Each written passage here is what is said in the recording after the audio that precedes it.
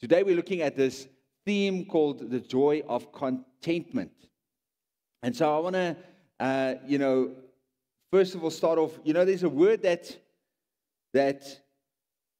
kind of seems to be a part of our culture. It's a thing that we all seem to carry. We are confronted with it at every turn, and that word is restless.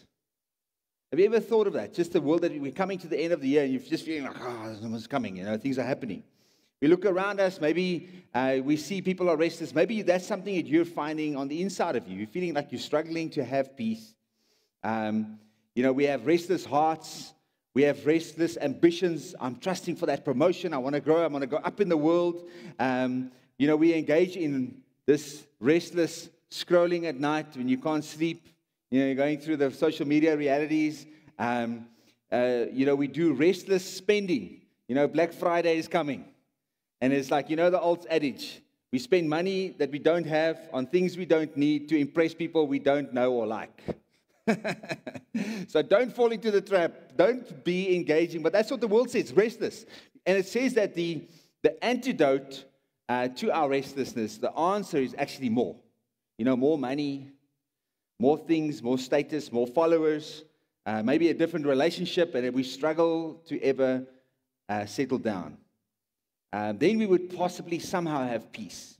But yet the Apostle Paul, in this chapter 4 of the book of Philippians, he's writing to the Philippians. He's not lying on the beach in the Mediterranean Sea, sipping pina coladas and saying, hey guys, I just want to let you know, enjoy, be content, enjoy. No, he is in a prison cell.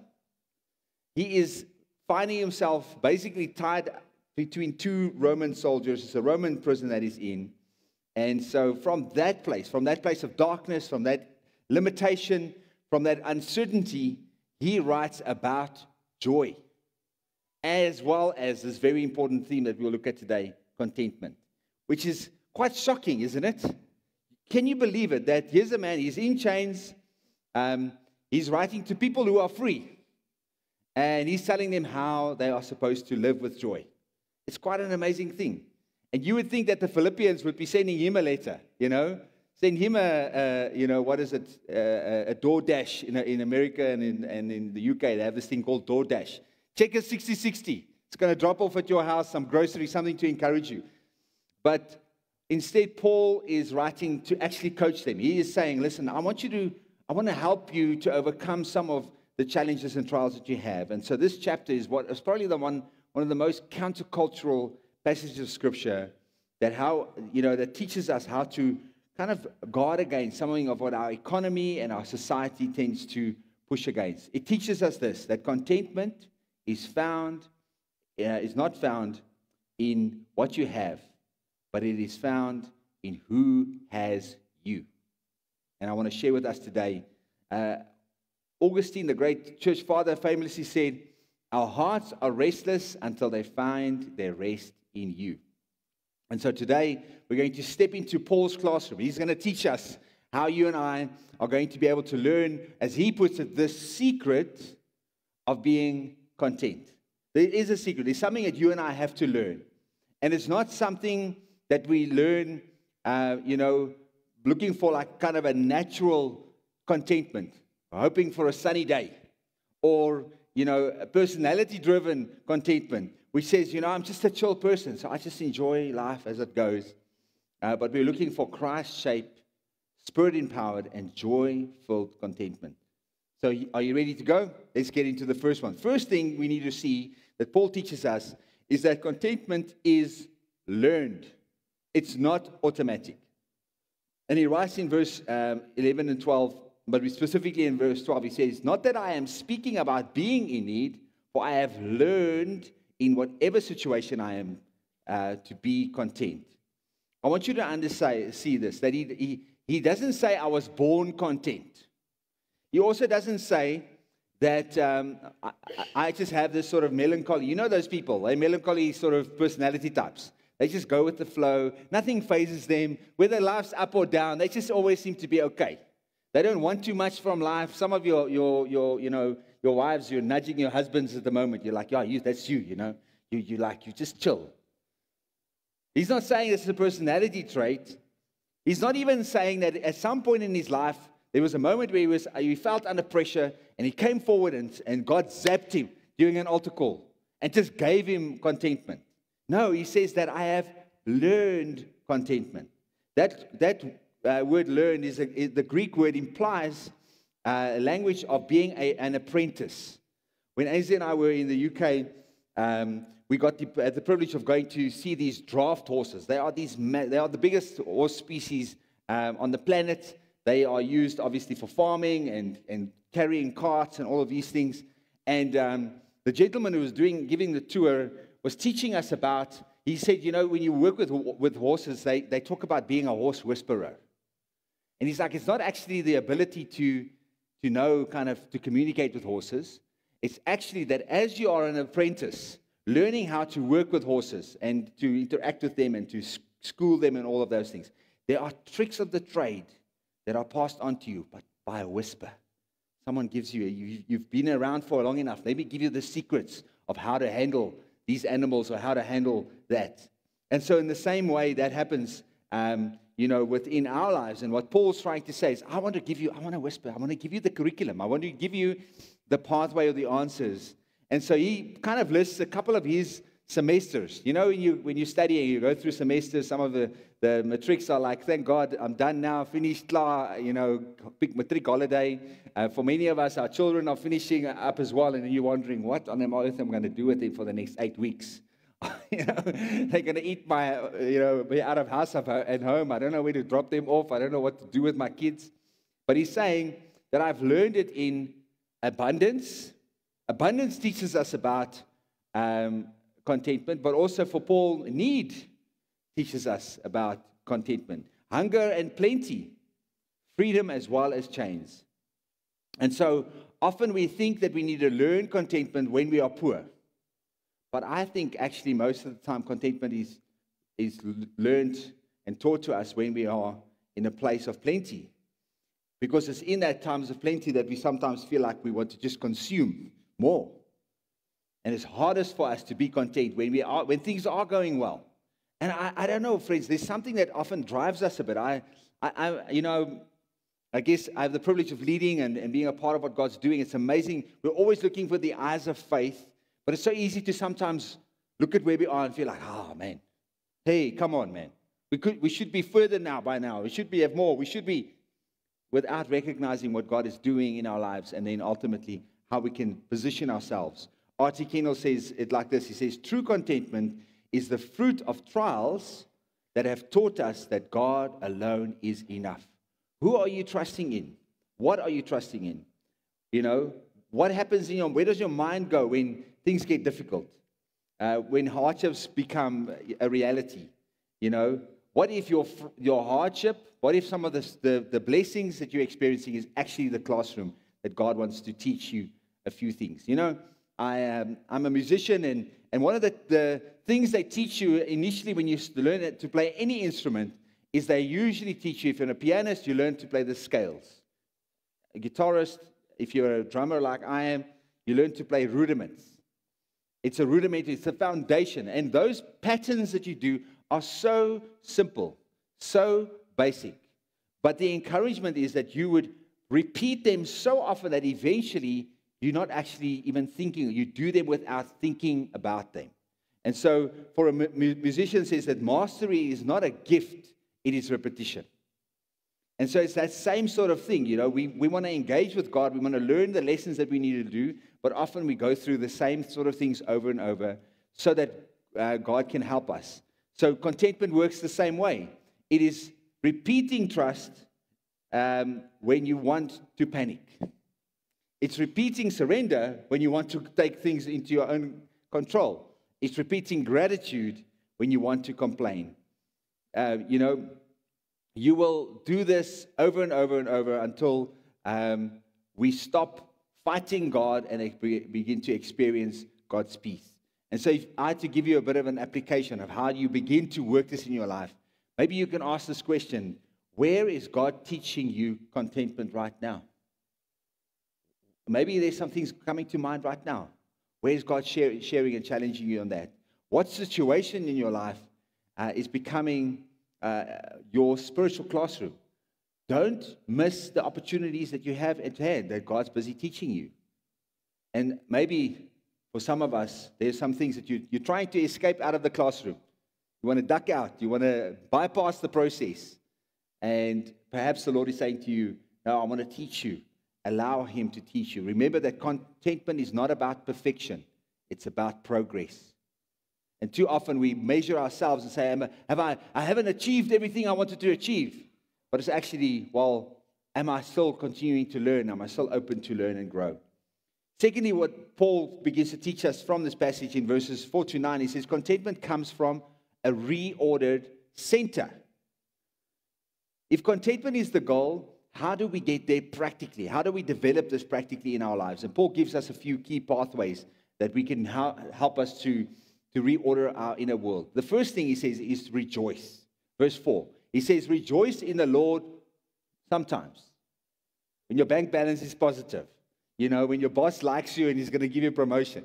When the kids are healthy and happy and everybody's following. No, he says rejoice always. Always, in every circumstance. You know, he says that we should rejoice in the Lord.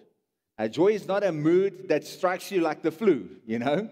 You wake up one morning and like feeling all like under the weather. Like it doesn't just happen. It's something you've got to cultivate. Something you've got to be ready. And so joy is our strategy. And it's something that we have to choose. And sometimes, actually most of the time, it is an act of defiance to fight off despair and anxiety, which is the second thing he mentions in verse 6. He wants us to release our anxiety. He says, do not be anxious about anything. This is how we cultivate contentment in our lives. That word anxious carries great meaning. It means to be pulled apart. So when we worry, you are being pulled in 50 different directions. You're anxious, worried about this thing and that thing and this bill and that person and this thing, my health situations. Paul is saying, no. These things will pull your soul apart. Find ways to let go of your anxiety. And some of the ways we do that is, we pray with supplication. He says, instead in everything, by prayer and supplication, let your requests be made known to God. Bring it all to Jesus. Bring it all to God. Everything you have. Prayer is often our last resort. You know, I've done everything. I've tried this. I organized this thing. I reached out to this person. I asked for advice. I went to the bank manager. I tried this one and this thing. And the only thing we have left to do is to pray. But as we saw in the beginning of this year, our first series for this year was what? Pray first. That should be our first response, not our last resort. And God wants you and I to understand, and Paul's encouraging us, says that prayer is our first strategy. So pray and ask with supplication, but then also give thanks. He adds, pray with supplication, but also with thanksgiving. Gratitude is the fuel for contentment. You cannot be anxious and grateful at the same time. Have you realized that? It's impossible. Gratitude forces you to take your eyes off of yourself and put your eyes on God and others. And the minute I begin to do that, it's almost just like this weight gets lifted from me. It's amazing how that happens. I want to encourage you, friends, exercise and cultivate this attitude of gratitude. But also then you've got to begin to think differently. He then continues to say, like, it's one thing to understand these things and to pray, but you and I have to change the way we're thinking. In verse 8, he says, you know, he gives us this sort of filter. He says, think about whatever is true, honorable, just, pure, lovely, and commendable. That is what we should be doing and thinking. And Gordon Fee, in his commentary on this particular passage, says that this is a process of retraining of our mind when we embrace that as our approach. And we need to understand that we've got to change our thoughts. And you alone are in charge of your own thoughts. D.L. Moody once said that, you know, I can't stop birds from flying over my head, but I can stop them from building a nest on my head, right? And so often, we allow thoughts to come and live here. And Paul's encouraging, saying, no, listen, what are you thinking about? Begin to shift those things. And then lastly, one of the things he shares with us is that we should practice these things. You've got to put it into practice. When I was giving music lessons, I'd have these students that come and they're like, I've been playing for like 6 months and I'm not learning anything. And I'm like, well, but the only time you ever play is when you're with me for 30 minutes. You don't go home and practice. You don't put the things in practice. I can take you from this level to that level in a short period of time if you just put this into practice. And often our relationship with God and even our walk with God is we come in, we encounter God, we feel stirred in our hearts, and then we hear some messages, but we don't engage in the process. We don't put things into practice. And I want to encourage you, if you want to live a life of contentment, if you want to live a life that when people look at your life, you've got peace, you've got joy, you've got the life of God in your life, you've got to give yourself wholeheartedly to this process.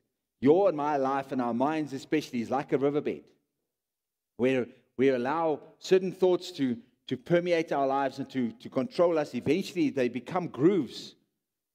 And so whenever then anxiety comes, they follow the same path, the path of least resistance.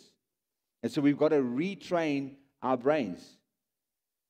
And so we need to understand and engage in prayer and gratitude and meditating on God's word to dig new channels, new pathways that God would eventually help us to be free. Friends, if we want to put this into practice, you and I have to daily make a decision to rejoice. Every single day, rejoice by choice. Every single day, you've got to surrender in prayer. Not just like a quick, thank you, Lord Jesus, for the food. Hopefully I don't get sick from this. Like sometimes it feels like that's the reason why we pray. But actually, we want to pray in every circumstance. We want to exercise the daily discipline of gratitude. And lastly, we've got to daily renew our minds, finding scriptures and passages and moments that we can meditate on. Thirdly, Paul begins to talk to us about, he says, contentment is produced by Christ's strength. Because we can look at this list that Paul just gave us and feel like, okay, cool, I got it now, I'm going to do it. But can I give you a little secret? And this is Paul is telling us as well. You can't do it by yourself. You need the empowering power of Jesus. It's not something that comes from the outside, from the inside. Somehow I'm going to figure out, it's got to allow God to work within us. He says in verse 30, he says, and this is probably the most well-known passage. It's probably the most quoted one, my favorite one. We say what? I can do all things through Christ who strengthens me. We see this verse on like mugs and journals. Athletes put them on their shoes and on their arms. In every context, I'm going to go into an exam. No, I can do all things. I'm going to face this difficult meeting. I can do all things. We quote the passage, But actually, all things refers to the things that was listed previously in these verses. What we need to understand is that when we handle abundance without pride, when we handle disappointment without bitterness, when we handle persecution without quitting, when we're handling lack without losing faith. Friends, this is what it means when we are walking and trusting God in all things. John Stott said, Christ empowers us not for superhuman feats, but for supernatural endurance. Eugene Peterson describes our walk with Jesus as a disciple. It's the long obedience in the same direction. And so that is what the Christian life is. And any journey, any one of us that have lived for more than 5 minutes on this planet realizes that life has its ups and downs. But when you are centered and you're anchored and you know whose you are and where you're going and who's walking with you, it changes everything because your life is completely different. Tim Keller says, contentment is saying, I have enough because Christ is enough. And so we need to fix our eyes on Jesus. He's the one that is enough. But then it's a powerful reality. He says that word, he says this, through Christ who strengthens me. That word strengthens literally means to infuse with power. It's like having an IV drip. When if you've ever had this moment in your life, I think some of us have had, you ended up in the hospital because somewhere along the line your constitution went a bit awry.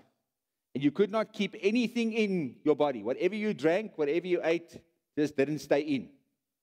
And you were so depleted, so dehydrated, you end up in hospital. What do? They realize you can't naturally take this in. We've got to infuse. We've got to give you an IV drip. That IV drip has minerals and fluids that you desperately need to keep you alive. And that's the picture. That we don't try in our own strength to try and somehow fix our lives, but we need the injection of Christ's power, His presence, into our lives. It's like when your phone is on like a 1% battery, you know? And then it usually goes into like what is that safe battery, whatever, low power mode. And it basically cuts everything else. And what we tend to think then is in our lives, if you're feeling depleted, we're like somehow trying to think, how can I get it in for myself from within? Now, what do you do with your phone? You plug it in, right? You put it on charge. You realize that it needs an outside power source to bring you in. And so spiritually, that's what you and I need to do. You know, when you feel like you're frustrated and you're failing, Christ is the source. He is, in a sense, the wall socket, the power source that keeps us walking with Him in every season. And so when you feel overwhelmed this week, I want you to pray a very simple prayer. Jesus, strengthen me from the inside. Allow your word to feed me. I want to draw from the power that you bring, because you say that anyone that is in you, from within them, rivers of living water will begin to fall. We will begin to flow from them. God wants us to look to Jesus, not to ourselves, in every circumstance. And so, friends, we cannot just simply have contentment for ourselves. Because often we think, you know, if I just have enough money and time, I live a comfortable life, that's what Christianity is about. No. It is always for the sake of others. Contentment overflows always into generosity. And Paul says this in verses 14 to 20. And so it's fascinating how he shifts immediately from contentment to generosity, because these two things are linked. You cannot separate them. The Philippians had sent Paul financial gift and blessing, and they were supporting his ministry. And so in verse 17 he says, not that I seek your gift that you've given me, but I seek the fruit that increases to your credit. And so he's not focused on receiving. He's grateful for what they have given him, but he's after their hearts. He's after the blessing and the provision that God would bring into their lives. He calls their gift a fragrant offering. It's like Old Testament words or pictures that he's using. And so here's the principle. Content people become generous people. And for the Philippians, when they were partnering with him, they were in lack. It's not like they were doing great. They were under pressure, you know. They were having economic shrinkage, no jobs and government issues and all sorts of stuff. And so they weren't looking to those outside things. They were constantly containing and walking with God. And so Kent Hughes says, contentment breaks the power that possessions have over us. And so where there is contentment, there's always going to be generosity. And where there is a discontent, there is often greed. And we see this. I've met poor people that are greedy. And I've met rich people that are very greedy too. Because neither of them are satisfied with what they have. And as we saw with our Free at Last journey, we understand, which master do you have? Is it Mammon or is it God? God wants us to be free. But I also want you to see that Paul gives them this promise. He reminds them that God does reward faithfulness and generosity. We don't give to get, because God first gave. God so loved the world that He gave. We are most like God when we give. And he says then this powerful thing that many of us love to quote this in verse 19. He says, and my God will supply all your needs according to His riches in Christ Jesus. But the context is important, friends. The promise is specifically tied to giving and partnering with the kingdom of God. Paul is a minister in the gospel. He's preaching the gospel, encouraging the church and churches that he's ministering to. And he's saying to them, well done for partnering with me, because as you have been generous towards me in the work that God's called me to do, I want you to understand that God will supply all of your needs. You've taken care of my needs, God will take care of your needs. And it's the same context for you and I today. You and I can, through our generosity, build a heart that bears the fruit, that's already decided that God has given me enough, and what God will give me what I need. Contentment leads to open hands, is what God calls us to. And so just as I come to a close, the last thing that Paul encourages us in Philippians chapter 2, verse 15, he says, before we close, let me just zoom out a little bit. Philippi was a Roman colony. And for the Romans, they were obsessed with status and honor and wealth and position. And here is Paul. He's sitting in a prison cell. He's speaking about joy. And what he's ultimately after is he's saying, if you can live a life of contentment, if you in Philippi can understand that this is who God has called you to be, and this is what you have access to, this is the type of life you can live, that your contentment actually becomes the greatest testimony. Because often people in your workplace, they might not understand some of your doctrines. I recently spent some time with some people who really have no clue about church. They were asking me some questions about how the church works, and I realized for me to try and explain the anointing and the scriptures and Old Testament, those things they don't even understand, but what they do understand and what they could see is peace, contentment, the life of God. And that gave me probably more of an inroad to be able to speak to them than being able to explain all these things. People understand peace, friends. And your contentment and my contentment tells the world that there's another kingdom that we can live for. We are part of a kingdom that will never be shaken. In every circumstance, whatever we go through, we reflect the power and the life of Christ. And it also shows people that there's another way to live. You don't have to try and feed your need for acceptance or prestige, or just buy more stuff and more things and more money and more things. But God will set us free. And so I want to remind you again, Paul said that I want you to learn the secret. What is the secret of life? What is the secret that allows a man that is in chains to sound like he's freer than the emperor of Rome? The secret is not detachment. So it's not escaping this world. Sometimes we think, that's all I need. If I can just get out of this world, then I'll be fine. If the point of following Jesus was to just go straight there, then when you get baptized, we will just keep you down there until you pass on. Just send you on immediately.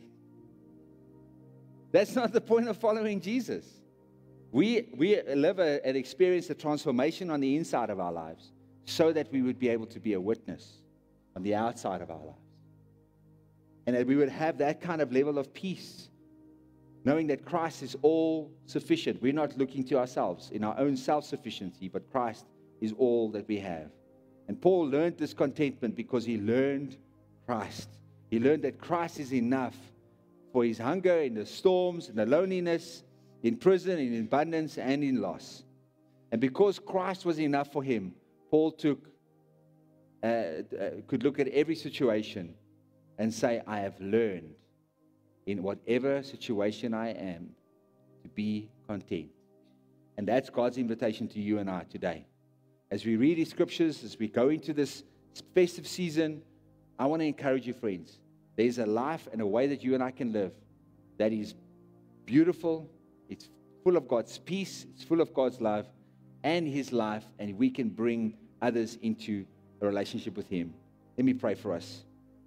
Holy Spirit, thank you that you have stirred within us, Lord. I know for many of us, there's circumstances and situations and things that have come to mind.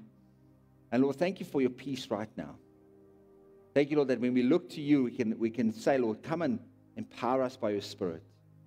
Come and fill us with you completely. Help us not to fill our lives any longer with things that are temporary and things that will ultimately one day be burnt up, be broken, be thrown away into the garbage can, but that our lives would live for eternity, Lord.